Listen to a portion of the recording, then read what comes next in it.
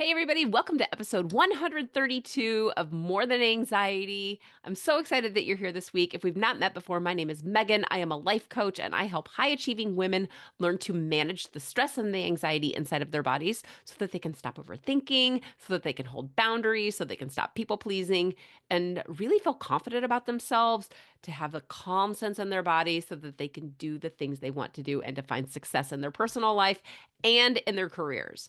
Today, I want to talk to you about boundaries and balance and why you feel stuck and how you can fix it.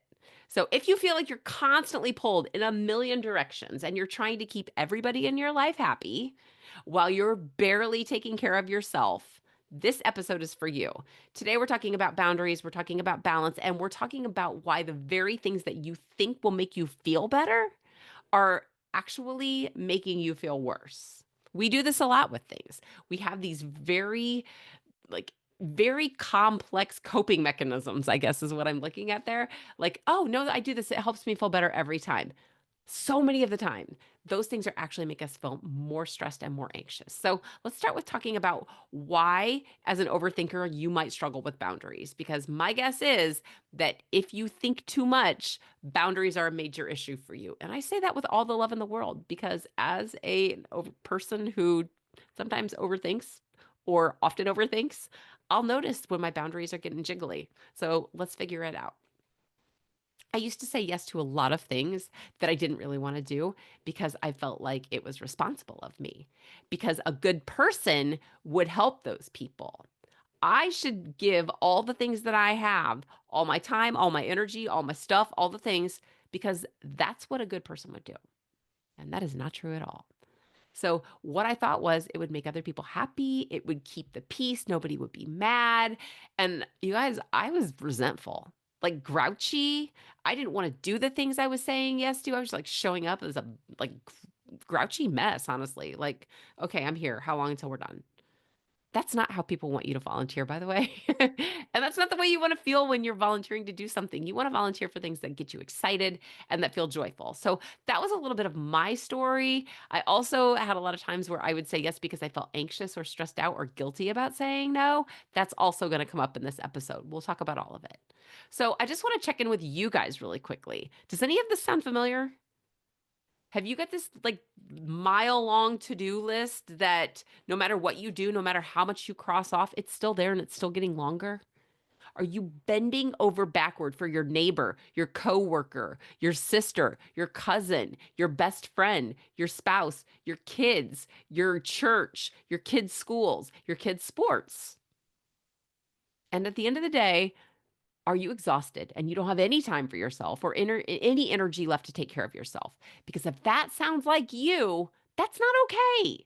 You don't deserve to live that way. You can still be a giving and a kind and a caring person who volunteers at things and takes care of business and does all the stuff without being exhausted and without feeling like crap, honestly.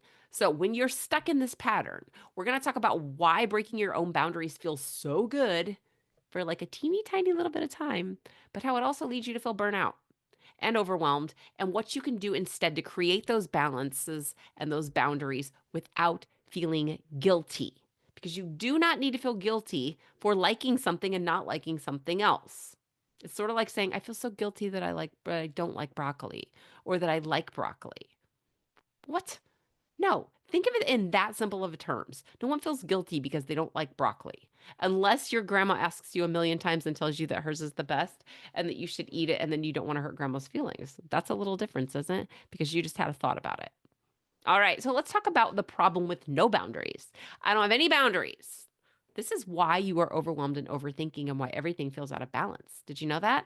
This is exactly what is happening.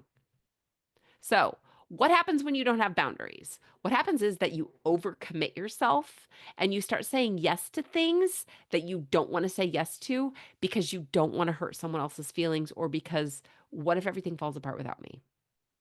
And then you feel drained. Like, I did not have the emotional bandwidth for this, but I said yes anyway.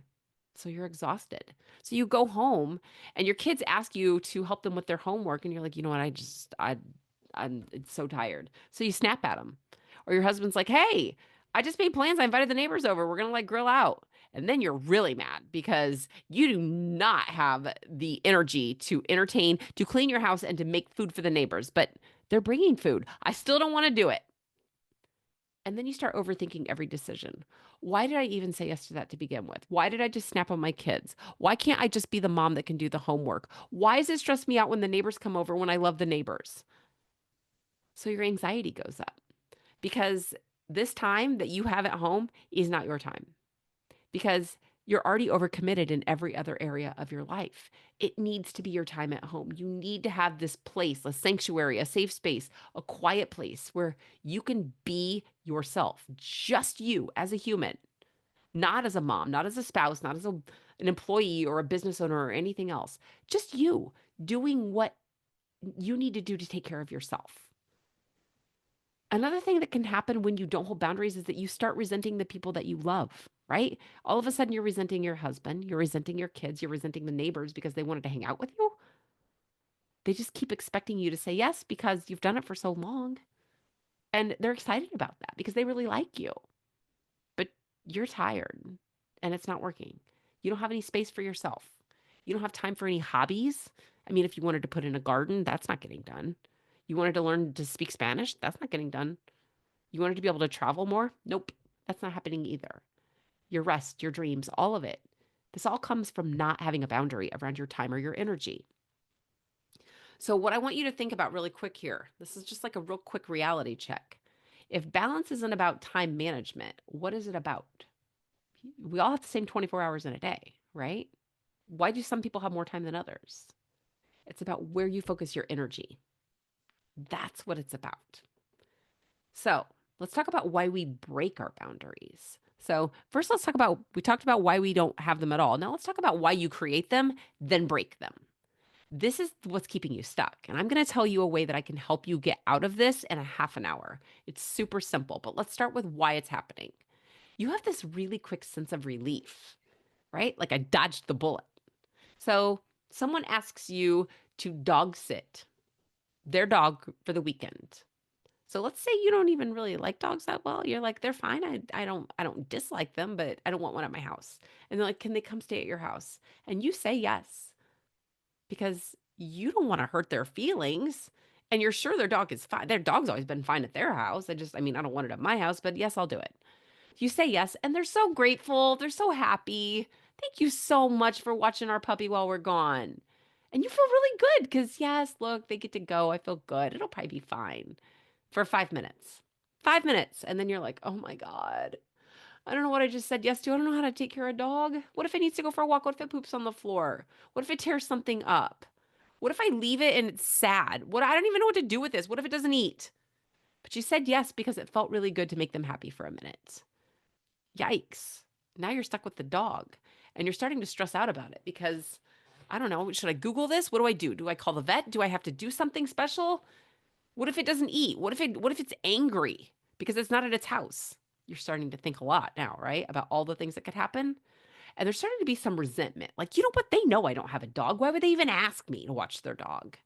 And suddenly you're exhausted and you kind of want to cry because what just happened? How did this happen that I ended up with a dog? So why do you do this? Well, the first answer seems kind of obvious, maybe just to me, but people pleasing. You didn't want to upset your friend because you're a good friend, right? You're a good friend who wanted to be helpful, but you also didn't hold that boundary to, I really can't do that. I'm sorry. I'm afraid you're going to have to call somebody else. It's just not my thing. Because that's a hard thing to say to your friends sometimes. You didn't want the conflict of them saying, come on, just this one time, please. I would do it for you. Yikes. That's a hard one to hold, isn't it? And also, another reason that could happen, not necessarily in the dog situation, is you could be invited to, let's say, go to a concert on a Thursday night and you know you have a presentation Friday morning and you say yes because you don't want people to think that you don't care about them and you don't want to miss out. FOMO is also a lack of boundaries. So, this is all about the story that we tell ourselves. If I say no, they'll be mad. That's just a thought because if you say no, they might call their other friend and then they'll be happy. If I don't do it, Nobody else will. I have this thing where I'm always the savior. If I don't work in the church nursery, nobody else is going to say yes. So I guess it's up to me. Otherwise, the entire nursery will shut down. The kids won't have any place to go. The church will be empty, and that'll be it. That's not true. That's just a thought. But it feels real in the moment, doesn't it? Another one might be I don't want them to think I'm selfish or that I don't care. I don't want them to think I don't care about their problem or that I'm being selfish for not saying yes. They might. And that's a tough pill to swallow sometimes. They might actually think that was kind of selfish of them. Or gosh, I wish they cared a little more. That doesn't mean that's actually true. You can care about someone very much and still say no. We do it to our kids all the time, or we should be doing it to our kids all the time. We can love them like crazy. And some of the greatest things we can do for the people that we love is to tell them no. But it might be uncomfortable. And if you're not used to feeling uncomfortable feelings in your body and having to deal with them, you're more likely to break those boundaries. I can help you with that. I can help you manage those feelings in your body. But the truth is that every time you break a boundary, you are training people to expect you to keep breaking them. Oh, she said yes last time. I'm sure it's fine this time. Don't worry, I'll just talk her into it. It'll be great. I'm going to say this again. I think this is really important. Every time you break a boundary, you are training people to expect you to keep breaking them. You are teaching them how to treat you. So that means in order to unteach them, you have to change what you do. So, what will actually help you feel confident enough to do this? To feel really calm in your body without guilt and to be present in your life. Because really, when push comes to shove, it's not about wanting to never do anything for anyone. It's not about, you being mean or anything else. It's really just about you wanting to have some peace in your own life. And you think right now that saying yes is keeping you in control of everybody else and how they see you, but that's not true. It's just keeping you stuck. Real control comes from saying no, and not in a hateful, spiteful, I don't ever want to do anything for anyone else way. It's a strategic no. And it starts with knowing what's important to you.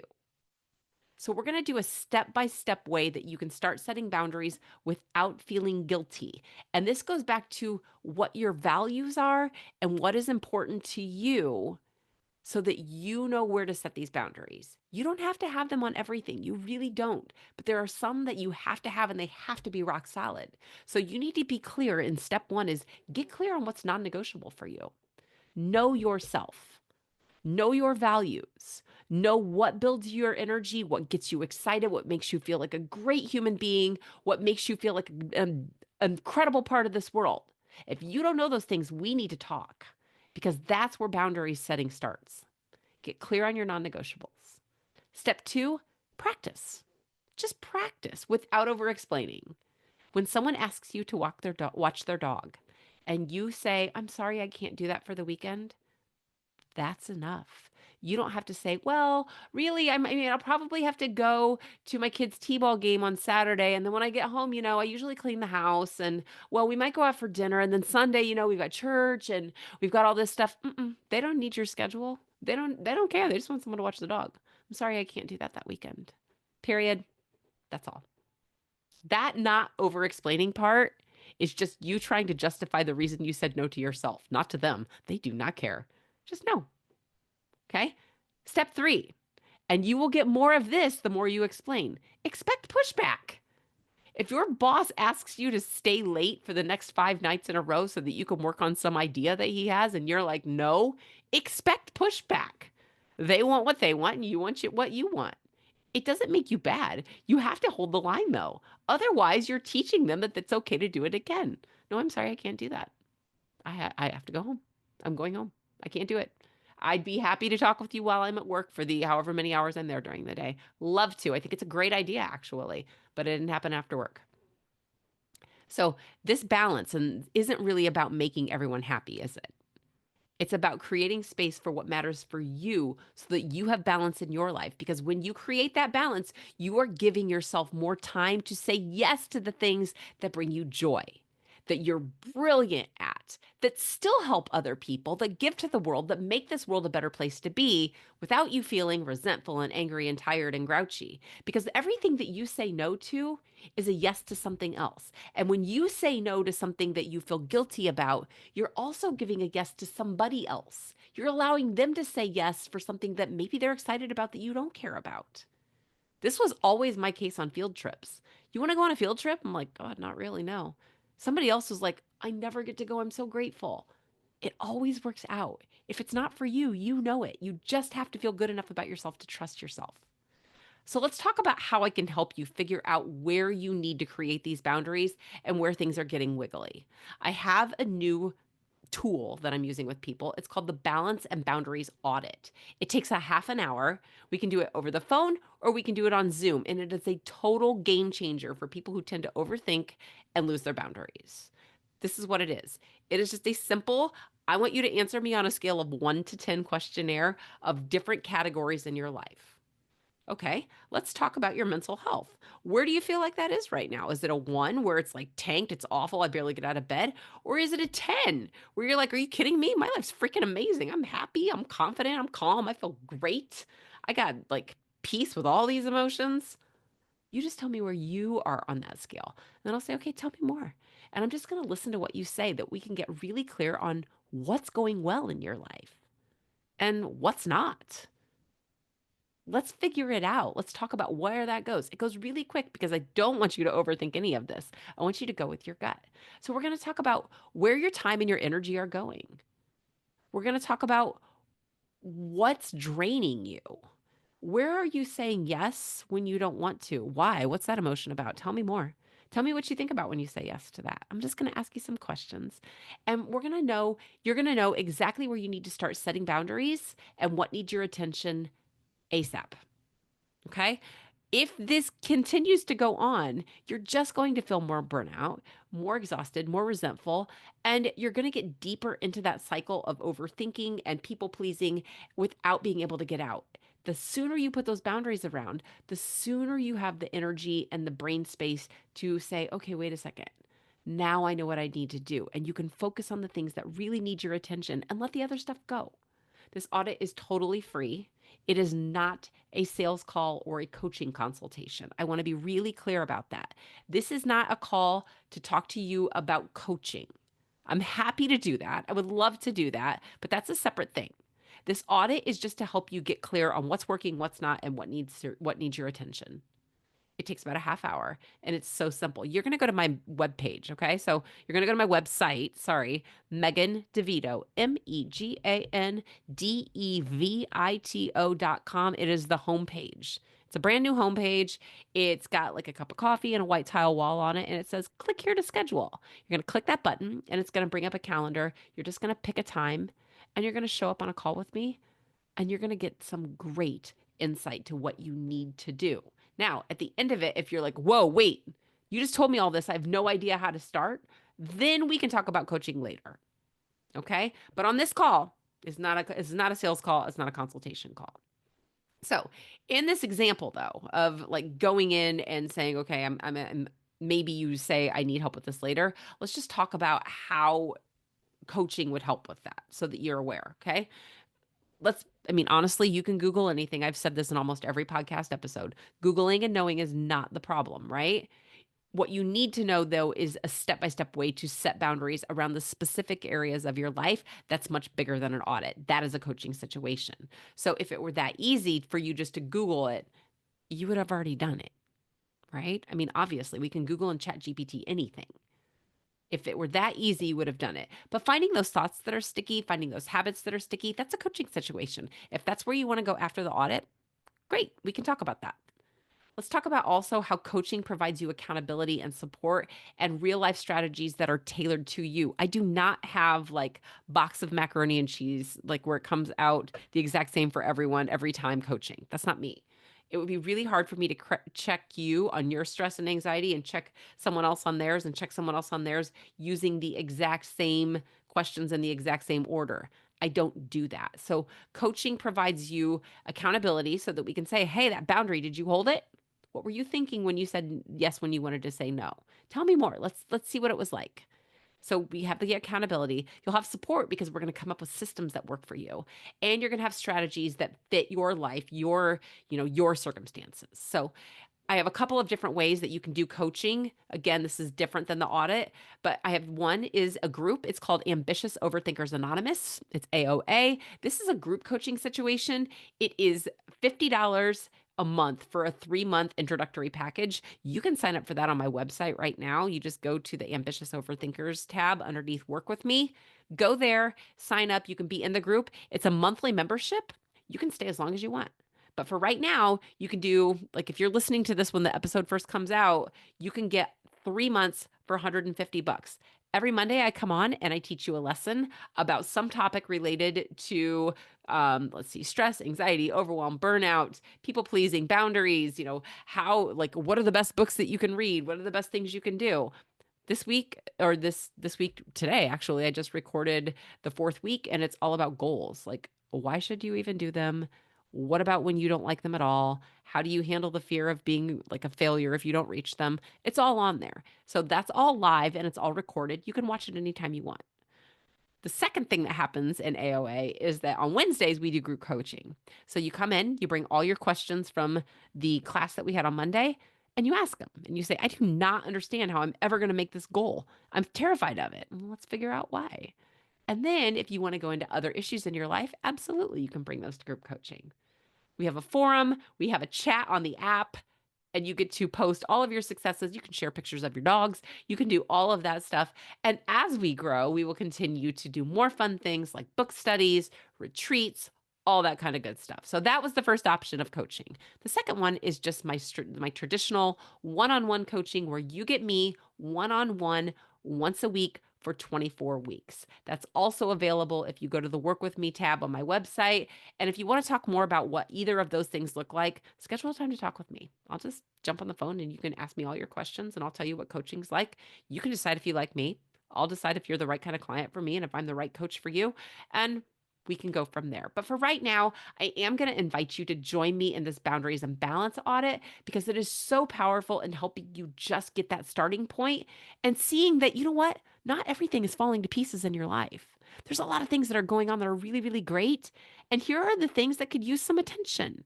We all need that audit. I've done it on so many people that have zero interest in coaching, and they're still like, oh my gosh, I'm so glad I did that. So I hope you will say yes to that. It's such a powerful tool, and I'm so excited to be able to bring it to you.